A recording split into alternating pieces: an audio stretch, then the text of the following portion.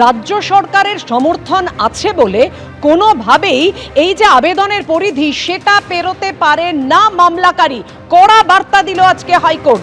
আমরা সেই কথাই আপনাদের জানাচ্ছি যে বার্তা দিল আজকে হাইকোর্ট, রাজ্য সরকারের সমর্থন ও আবেদনকারীর যুক্তিকে জোরালো করছে না।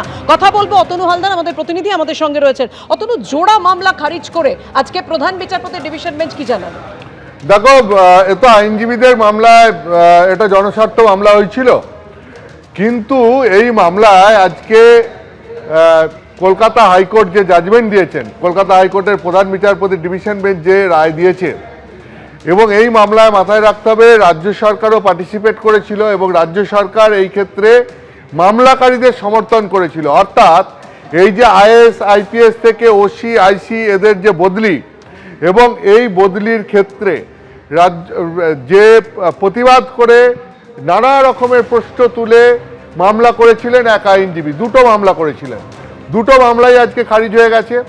এবং নির্বাচন কমিশন যে এইভাবে বদলি করছে তার বিরুদ্ধে যে মামলা করা হয়েছিল তাতে মামলাকারীদের সমর্থন জানিয়েছিল রাজ্য সরকার। রাজ্য সরকার এই মামলায় মামলাকারীদের সমর্থন জানায়। আজকে জাজমেন্টে রাজ্য সরকারকেও রীতিমতো সমালোচনা করা হয়েছে।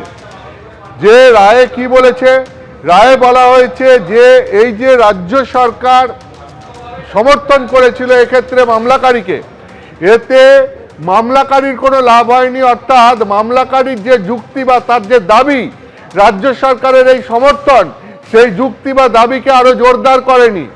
উল্টে রাজ্য সরকারের ভূমিকা নিয়ে এই রায়ে যে প্রশ্ন তোলা হয়েছে যে এক্ষেত্রে রাজ্য সরকার মামলাকারীর জুতোয় কি করে পা গলালো, তারা এই মামলাকারীর জুতোয় পা গলাতে পারেন না।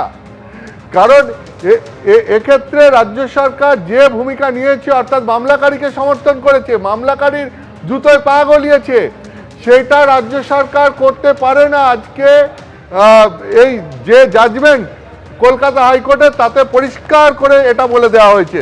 ফলে এটা শুধুমাত্র যে মামলাকারী এই নির্বাচন কমিশনের এই এত অফিসার বদলির সিদ্ধান্তের বিরুদ্ধে মামলা করেছিলেন, এটা তার পক্ষে যেমন ধাক্কা, এটা কিন্তু একই সঙ্গে রাজ্য সরকারের পক্ষেও একটা ধাক্কা। দ্বিতীয়ত আমি তোমাকে বলছি যে এই মামলার দ্বিতীয় গুরুত্বপূর্ণ দিক কি, যেই মামলায় চিফ ইলেকশন কমিশনার তার বিরুদ্ধে অভিযোগ নিয়ে আসা হয়েছিল যে চিফ ইলেকশন কমিশনার তার সঙ্গে উচ্চ পদে থাকা রাজনৈতিক ব্যক্তিদের যোগাযোগ রয়েছে। কিন্তু এই যে জ্ঞানেশ কুমারের বিরুদ্ধে অভিযোগ নিয়ে আসা হলো, সেখানে কলকাতা হাইকোর্ট বলছে মামলাকারীরা অভিযোগ করেছেন ঠিকই, এটা একেবারে মৌখিক অভিযোগ। তারা তাদের যে দাবি সেই দাবির সপক্ষে কোনো প্রমাণ দাখিল করতে পারেননি, ফলে তাদের অভিযোগ হচ্ছে ভিত্তিহীন। ফলে এই অভিযোগ গ্রহণযোগ্য নয়, এটাও আজকে কলকাতা হাইকোর্ট স্পষ্ট করে দিয়েছে।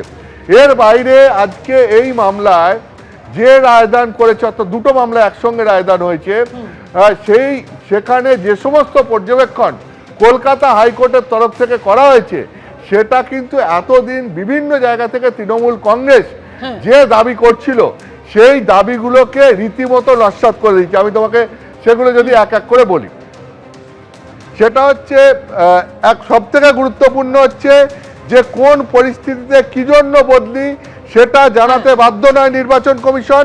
তার কারণ অত্যন্ত স্পষ্টভাবে জানানো হয়েছে যে নির্বাচন কমিশন এই ধরনের সিদ্ধান্ত নিতেই পারে। ধন্যবাদ তোমায়। এবিপি আনন্দ, এগিয়ে থাকে, এগিয়ে রাখে।